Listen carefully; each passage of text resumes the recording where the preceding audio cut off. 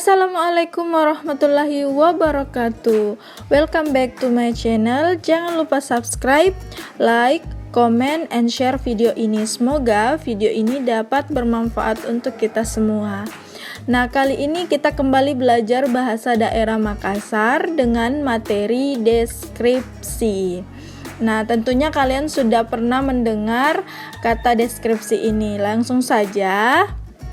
Deskripsi di dalam bahasa Makassar yaitu seperti deskripsi pada umumnya, yaitu karangan yang menggambarkan atau mendeskripsikan suatu objek berdasarkan hasil pengamatan, perasaan, dan pengalaman penulisnya.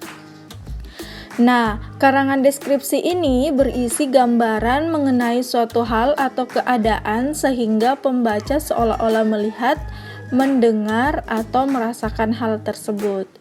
Nah, selain pengertian dari deskripsi, terdapat pula ciri-ciri karangan dari deskripsi. Kapan tulisan itu disebut karangan deskripsi? Yang pertama, jika menggambarkan atau melukiskan sesuatu.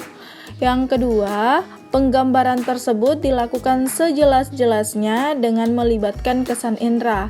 Indera seperti indera penglihatan, pendengaran, dan sebagainya. Selanjutnya yaitu membuat pembaca atau pendengar merasakan sendiri atau mengalami sendiri. Itu ciri-ciri dari karangan deskripsi di dalam bahasa daerah Makassar. Selanjutnya terdapat langkah menyusun deskripsi. Jadi di sini kita akan menjelaskan bagaimana cara menyusun deskripsi. Jadi yang pertama yaitu kita harus menentukan objek atau tema yang akan dideskripsikan terlebih dahulu. Lalu setelah kita mengetahui objek atau temanya, lalu kita tentukan tujuan dalam menyusun deskripsi tersebut. Selanjutnya, mengumpulkan data dengan mengamati objek yang akan dideskripsikan.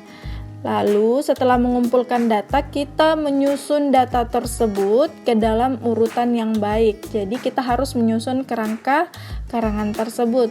Lalu, yang terakhir, kita uraikan kerangka karangan yang kita buat menjadi sebuah deskripsi yang sesuai dengan tema yang kita tentukan. Nah, untuk lebih jelasnya, mari kita lihat contoh dari wacana deskripsi berikut ini. Misalnya, temanya yaitu tentang keindahan alam. Lalu, kita tentukan tujuannya yaitu menggambarkan keindahan alam dan mengagumi Sang Pencipta. Lalu, setelah menentukan tujuannya, kita menentukan metode dari pembuatan deskripsi tersebut. Jadi metodenya itu mengamati objeknya. Selanjutnya kita membuat kerangka. Jadi coba kita lihat kerangka karangan deskripsi. Jadi yang kita lihat di sini yaitu Benteng Rotterdam. Ya, bagaimana caranya kita membuat Benteng Rotterdam ini menjadi satu buah deskripsi dalam bahasa Makassar. Nah, kita lihat contoh berikut.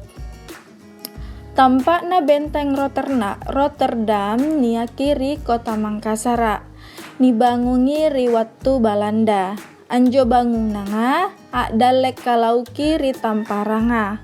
Ripasimbangena bentenga na tamparanga, nia agal luara la buara timboro. Ilalan ribentenga niaki patunna pahlawan Sultan Hasanuddin Baik Jarang. Punani cini baji-baji kibat turi dalekang anjo bentenga sirapangi panyu raksasa. Nah, itu kerangka karangan deskripsi terkait Benteng Rotterdam tentang tema yaitu keindahan alam. Ada pula tujuannya dan metodenya yaitu mengamati objek. Lalu kita akan artikan kerangka karangan deskripsi dari Benteng Rotterdam itu. Jadi artinya Benteng Rotterdam berada di kota Makassar.